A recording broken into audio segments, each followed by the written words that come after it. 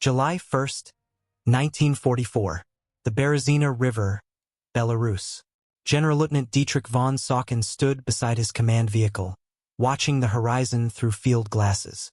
Behind him, the rumble of engines. 45 Tiger tanks from the 505th Heavy Tank Battalion, freshly arrived from Army Group North Ukraine. Each one a 57-ton fortress of Krupp steel. Each one carrying an 88mm gun that could kill at ranges exceeding 1,500 meters. Each one representing months of industrial effort, thousands of man-hours, irreplaceable resources. He lowered his glasses and looked at his watch. 800 hours. By noon, his Kampfgruppe would be in position near Borisov, covering the bridges, buying time for what remained of the German Fourth Army to retreat across the river. It was a simple mission. Hold the line. Protect the withdrawal. Standard defensive doctrine. What von Saucken didn't know was that within 48 hours, every single one of those Tigers would be gone. Not damaged, not withdrawn, gone.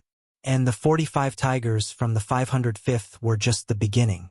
Before Operation Bagration ended, German forces would commit over 120 Tiger tanks to stop Marshal Georgy Zhukov's offensive. 9 would make it back. If we stop remembering their sacrifice, it's as if they died twice. Please subscribe to this channel so their stories are never forgotten. To understand how this happened, you need to understand what a Tiger represented in 1944. This wasn't just a tank. It was the culmination of German armor doctrine, a vehicle designed when Germany still believed it could dictate the terms of warfare through superior engineering. The Tiger I weighed 57 tons. Its frontal armor was 100 millimeters thick, sloped at near-vertical angles. The turret face was 120 millimeters of hardened steel. No standard Allied tank gun could penetrate it from the front at combat ranges. The 88mm KWK-36 gun could destroy any Allied tank it encountered, often from distances where return fire was impossible. A single Tiger, properly positioned with adequate infantry support, could hold a defensive position against a dozen or more enemy tanks. German tank aces racked up extraordinary kill counts. SS Oberscharfer Michael Wittmann destroyed 138 enemy tanks and 132 anti-tank guns before his death in August 1944. These weren't propaganda figures. They were verified by after-action reports and captured enemy records. But the Tiger had a fatal flaw. It was a product of a different kind of war. It was designed for the war Germany wanted to fight: methodical advances, carefully prepared defensive positions, operations with secure supply lines and air superiority. By the summer of 1944, Germany was fighting a completely different war. One where the enemy had twice the tanks, 6 times the artillery, and controlled the skies. One where the front line could collapse across 300 kilometers in 2 weeks. One where Tigers didn't fight from prepared positions. They fought retreating battles against overwhelming odds with dwindling fuel and no possibility of repair. Operation Bagration was named after Pyotr Bagration, a Russian general who had fought Napoleon's Grand Army in 1812. The symbolism was deliberate. Stalin's generals were about to do to Germany exactly what Russia had done to France: destroy an invading army through depth, deception, and overwhelming mass. The planning began in April 1944. Soviet Stavka, the High Command, examined the Eastern Front and identified a massive bulge in Belarus, the so-called Belarus Balcony. Here, German Army Group Center held a 600-kilometer front with 34 divisions. On paper, this looked like a strong position. Deep defensive lines, fortified cities, veteran troops. But Marshal Zhukov and Chief of Staff Alexander Vasilevsky saw something different. They saw an exposed salient, flanked on both sides by Soviet forces, held by an army group that had been systematically weakened throughout the spring. They saw a target. The deception campaign was masterful. Soviet forces in Ukraine conducted obvious preparations for an offensive. Dummy tanks, fake radio traffic, troop movements designed to be spotted by German reconnaissance. The Oberkommando des Heers, German High Command, took the bait. Throughout May and early June, Panzer divisions and mobile reserves were stripped from Army Group Center and sent south to Ukraine. Army Group Center's commander, General Feldmarschall Ernst Busch, watched his armor disappear southward. By mid-June 1944, His entire army group had only 580 tanks, tank destroyers, and assault guns to defend a front stretching from Vitebsk to Kovel. For comparison, the southern sector facing Ukraine had over 1,500 armored vehicles. Bush requested reinforcements. He was told the main Soviet offensive would come in the south. He was told to make do. Meanwhile, in the forests of Belarus, Soviet forces were assembling in silence. Over 2.3 million men, 5,800 tanks and self-propelled guns, 33,000 artillery pieces and mortars, 6,000 aircraft. Partisan units cut communications, destroyed rail lines, spread chaos behind German positions. And the Germans, focused on Ukraine, saw almost nothing. On June 20, 1944, Soviet reconnaissance battalions probed German lines, testing defenses, identifying weak points. German intelligence reported increased partisan activity. Nothing unusual. On the night of June 19 to 20th, partisans across Belarus detonated thousands of explosives planted along the rail network. 10,000 rail cuts in a single night. The logistics arteries feeding Army Group Center were severed simultaneously. Still, German headquarters did not grasp what was coming. At 0400 hours on June 22, exactly 3 years after Germany invaded the Soviet Union, the bombardment began. 33,000 guns opened fire along the entire front.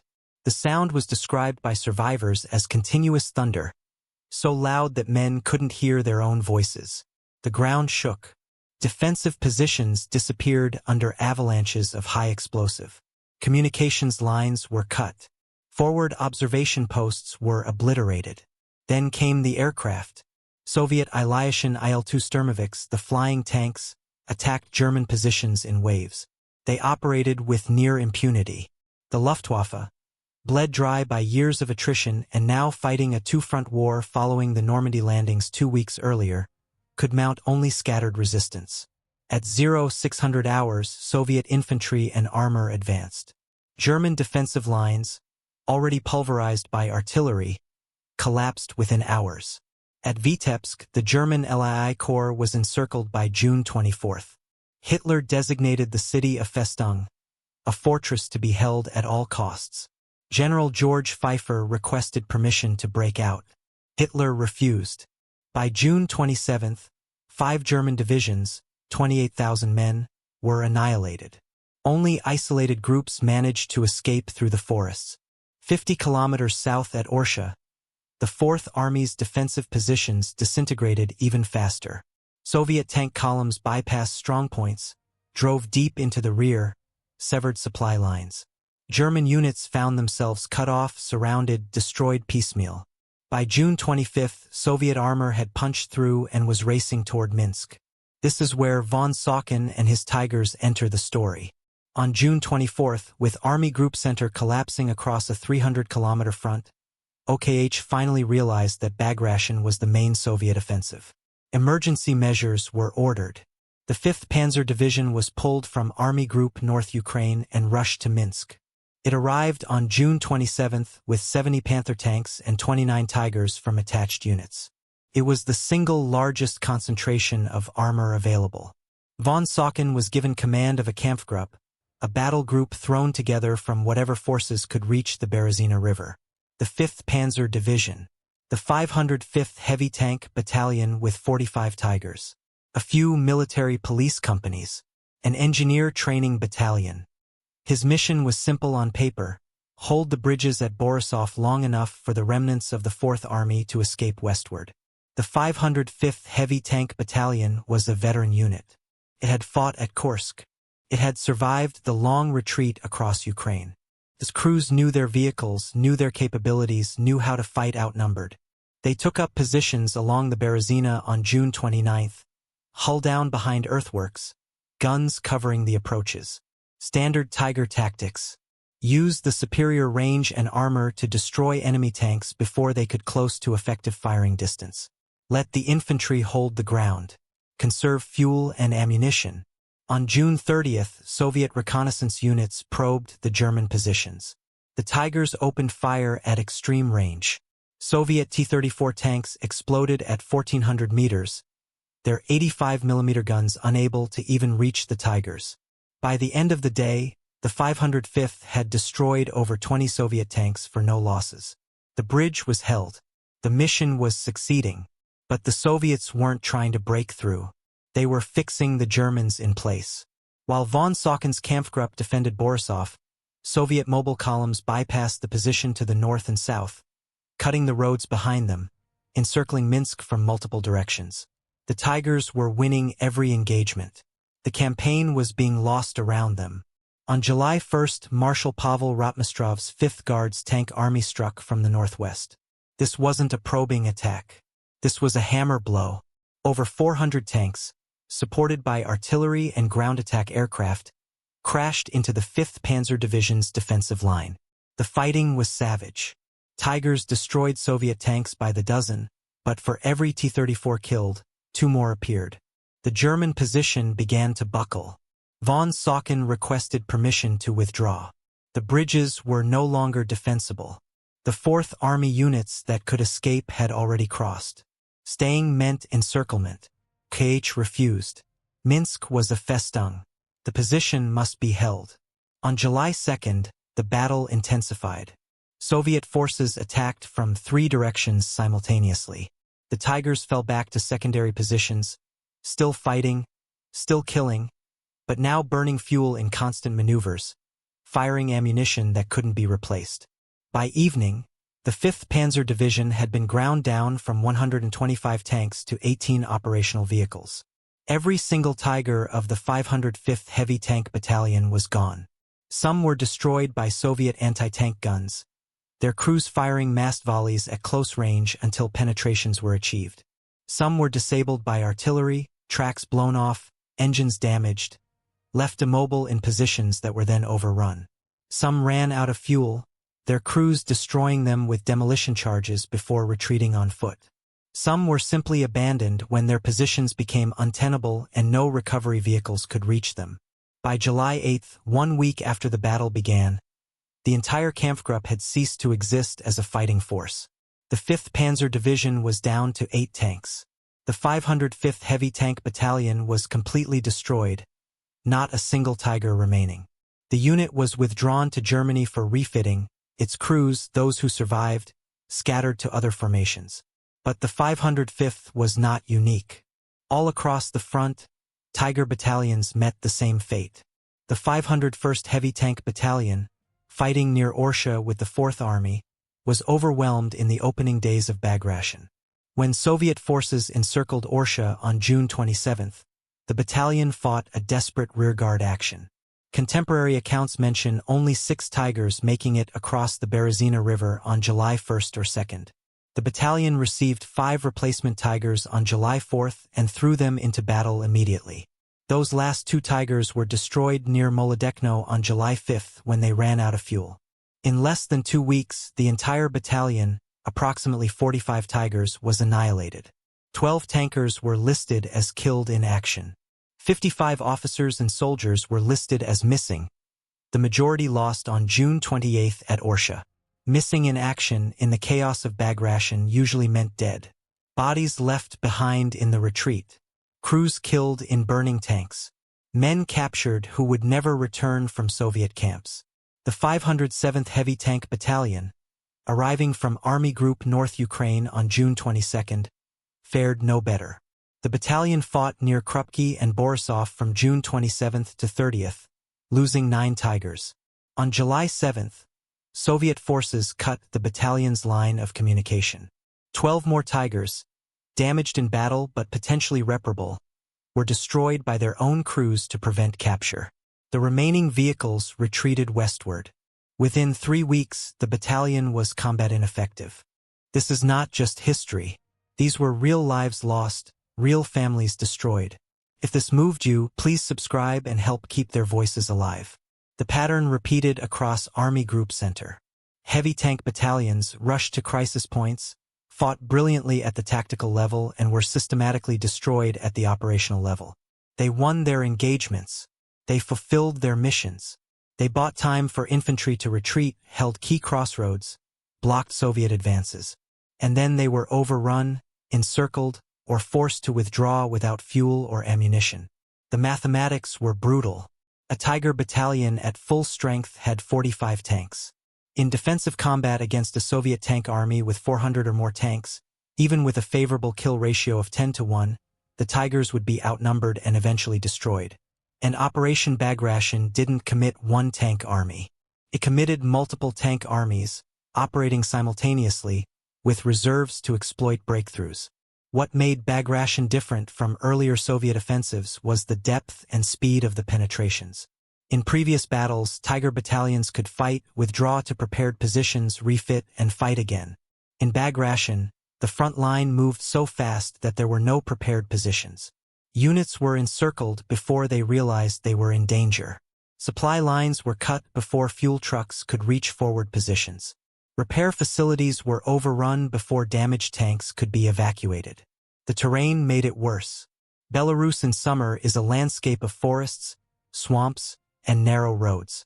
Tiger tanks, designed for the open steppes of southern Russia or the rolling hills of France, struggled in close terrain. Their superior range was negated. Soviet infantry with anti-tank rockets could approach unseen through the trees. Ambushes happened at ranges where even Tiger armor could be penetrated. And there was no air support. The Luftwaffe was absent. Soviet ground attack aircraft operated with impunity, bombing German columns, strafing retreating units, destroying bridges. Tigers, moving in daylight, were sitting targets for IL-2 Sturmovik's firing armor-piercing rockets. By mid-July 1944, Army Group Center had effectively ceased to exist. 28 of its 38 divisions were destroyed. Over 350,000 men were killed, wounded, or captured. Over 2,000 tanks were lost. The front line, which had held relatively stable for months, had collapsed across 250 kilometers. Soviet forces reached the pre-war Polish border. The road to Germany was open. Hitler's reaction was characteristic. He refused to accept responsibility for the strategic decisions that caused the disaster, the refusal to allow withdrawals, the stripping of armor from Army Group Center, the designation of cities as Festungen that consumed divisions in pointless last stands. Instead, he blamed the field commanders. Bush was relieved. Subordinate officers were court-martialed for unauthorized withdrawals. The soldiers who had fought and died were implicitly accused of lacking sufficient fanatical determination. But the soldiers had fought. The Tiger crews had fought. Von Saucken's Kampfgruppe had destroyed nearly 300 Soviet armored vehicles in a week of combat. The 505th Heavy Tank Battalion had achieved kill ratios that would have been decisive in any other battle. And they had lost anyway, because they were fighting a war that could not be won through tactical excellence alone. The Tiger battalions deployed to stop Bagration, the 501st, 505th, 507th, and others, represented some of the most capable armored units Germany still possessed. Their crews were veterans. Their vehicles were the most powerful tanks on the battlefield. Their doctrine was proven through years of combat.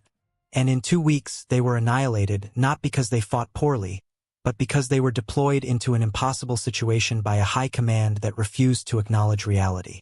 Of the approximately 120 Tigers committed to stop Operation Bagration, fewer than 10 survived the campaign intact. Some crews fought their way back to German lines on foot. Some were captured.